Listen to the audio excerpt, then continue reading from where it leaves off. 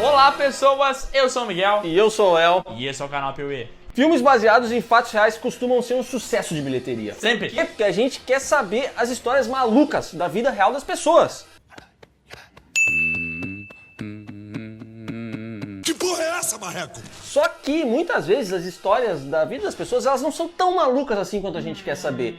E daí os produtores de Hollywood eles começam a botar uma coisinha mais legal aqui, dar uma mexida ali e quando vê não tem mais nada de real na história e é tudo inventado. E é por isso que hoje a gente vai ver aqui no Piuí 5 filmes baseados em fatos reais que não são assim tão baseados na verdade. Mentirosos.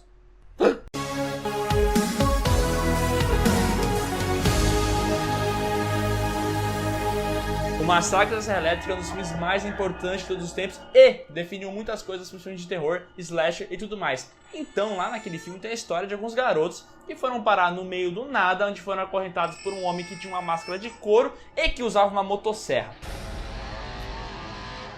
Você lembra dessa história na vida real? Não lembro. Na verdade você não lembra bem disso porque essa história não aconteceu desse jeito. Os cineastas queriam que você acreditasse nessa história e eles mudaram um monte de coisas. Isso porque, na verdade, o Massacre da Serra Elétrica foi vagamente inspirado na história do Ed Gein. Se você não sabe quem é, ele foi um serial killer que usava os restos das vítimas, o couro delas, para fazer peças maravilhosas como máscaras, cintos, objetos de decoração. Era um grande artesão. Teria um grande futuro como sapateiro. No entanto, a única coisa realmente inspirada nos fatos do Ed Gein é aquele lance da máscara feita de pele. Mas o lance da motosserra, da família maluca ou do negócio no meio do nada, na verdade isso foi o intuito criativo dos criadores. O diretor de Massacre da Serra Elétrica, Tobe Hooper, já deu uma declaração falando que eles rotularam o filme como baseado em fatos reais porque eles acreditavam que isso levaria mais gente até o cinema. E ele não estava nem um pouco errado, porque essa decisão de marketing fez com que o filme, que teve um orçamento de 300 mil, lucrasse 30 milhões. Muito dinheiro! E pra espalhar essa mentira ainda mais, o pessoal colocou no início do filme aquele aviso que hoje já se tornou muito comum, mas que na época a galera não fazia não, que é o famoso baseado em fatos reais. What happened was true. Safadinhos. Mentirosos. É mentira! Os Estranhos é uma prova de que você pode falar que qualquer filme é baseado em fatos reais e mesmo que não tenha porra nenhuma a ver, você não vai sofrer nada. Você vai sair completamente impune. Star Wars, baseado em fatos reais. Caso você não tenha assistido esse filme, a premissa é bem simplesinha. Um casal vai passar suas férias numa casa de campo isoladíssima de tudo. E daí a vida deles começa a ser perturbada porque um monte de gente mascarada estranha começa a perseguir eles e atacá-los. O filme já abre com aquele famoso que o Léo falou antes. Esse filme foi inspirado por fatos verdadeiros. Só que, velho, você fala assim, tá, peraí. Eles vão pra uma casa muito distante e essas pessoas aparecem do nada. Naquele dia! Naquela hora. E você pensa assim, será mesmo? É mesmo, é? Mas você pode parar de suspeitar, porque agora a gente vai te dar uma explicação saída do próprio diretor do filme, o Brian Bertino, que olha só o que ele falou. Ele disse: quando criança, assim, eu morava numa casa, numa rua, no meio do nada. Uma noite, enquanto os nossos pais estavam fora, alguém bateu na porta e minha irmãzinha atendeu. Eram vários estranhos perguntando por alguém que nem morava lá.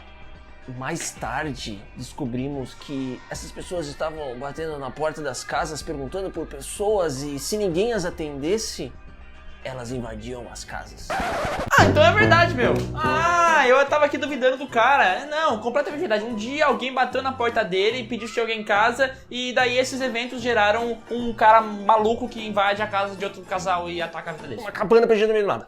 Faz todo sentido. É quase a mesma coisa como se, sei lá, a história de um filme onde o cara ganhou um bilhete premiado é baseada na história do dia que eu encontrei 50 centavos jogado no show do shopping.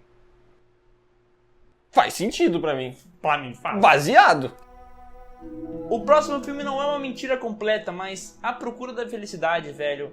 Tem várias coisas ali que não são bem verdadeiras. Exatamente, naquele filme onde a gente vê a história do Will Smith, porque é assim que eu chamo todos os papéis que o Will Smith faz, a história do Will Smith dando duro pra salvar a vida do filho dele, onde ele tem que trabalhar um monte, dormir no banheiro de metrô, sofrer pra caramba, correr o dia inteiro pra tentar dar o futuro pro moleque.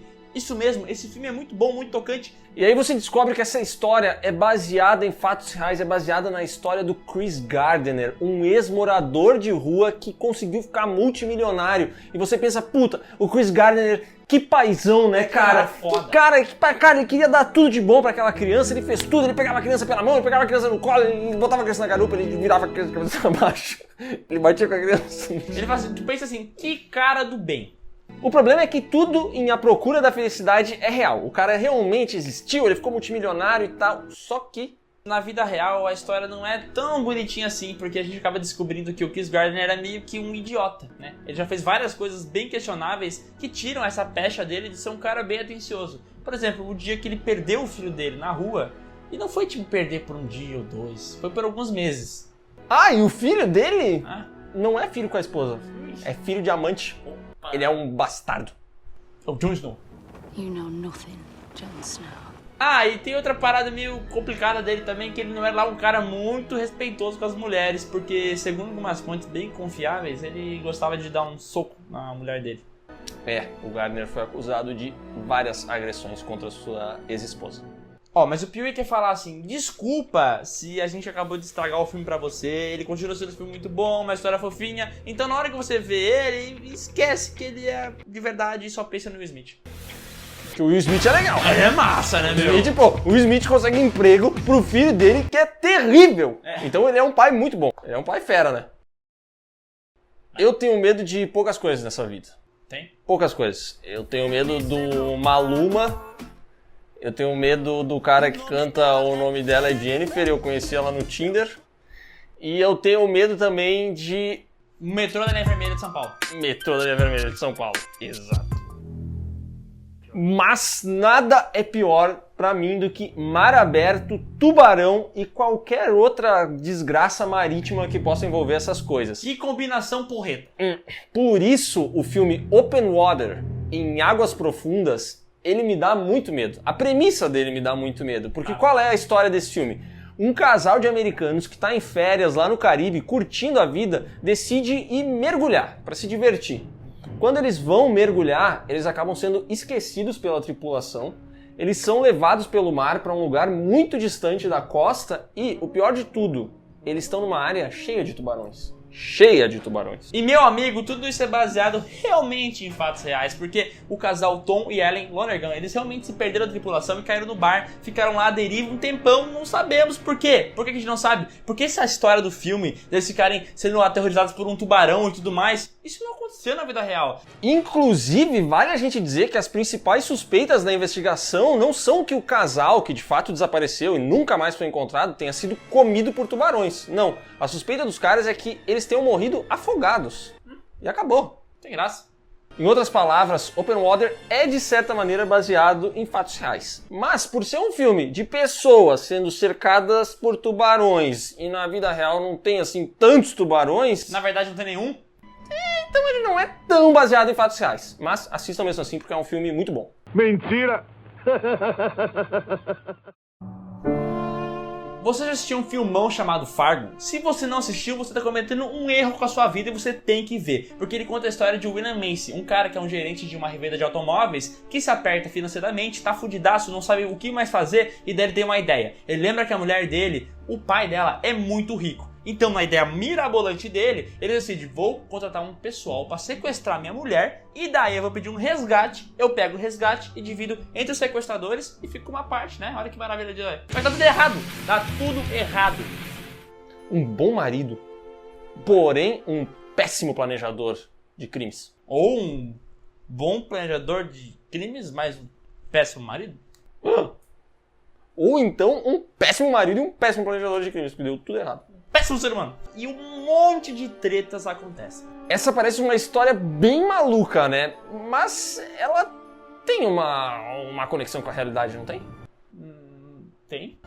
Tem, porque no filme diz o seguinte: esta é uma história verdadeira. Os eventos descritos nesse filme aconteceram em Minnesota em 1987. A pedido dos sobreviventes, os nomes foram alterados. O problema é que Fargo é inteiramente fictício, do início até o fim. Mas por que os irmãos Coen que escreveram e dirigiram Fargo fizeram isso? Eles simplesmente decidiram que se o público estivesse envolvido com o filme desde o início, achando que ele é real, eles estariam propensos a aceitar alguns fatos sem questionar muito. Nas palavras do próprio Joel Coen, se um público acredita que algo é real, ele se permite aceitar coisas que não aceitaria normalmente. E nas palavras do Pee-wee, o público é burro e tem mais é que zoar mesmo. Então é isso, pessoal. Gostaram desse vídeo? Se vocês gostaram, a gente tem que lembrar daquela palavrinha, um título, que é o procedimento padrão, que é clicar no like, se inscrever no canal, ativar o sininho e comentar. Por favor, faz isso porque não custa nada pra você e ajuda um monte a gente. E além disso, se você puder, segue a gente nas redes sociais e visite o nosso Padrim, que é onde você pode ajudar o Pee-wee a crescer, a fazer mais vídeos, participar do nosso grupo no WhatsApp e muitas outras coisas. E lembre-se sempre, semana que vem tem vídeo novo aqui no Pee-wee, talvez nessa semana mesmo, porque eu não sei quando isso aqui vai ser postado. Então, fica ligado e como o Miguel já falou, ativa o sininho. Um beijo e um abraço, meus queridos. E até lá... O que você faz? Assiste outros vídeos, sabe por quê? Porque eles são muito bons. Deus, esse encerramento ficou muito longo e confuso.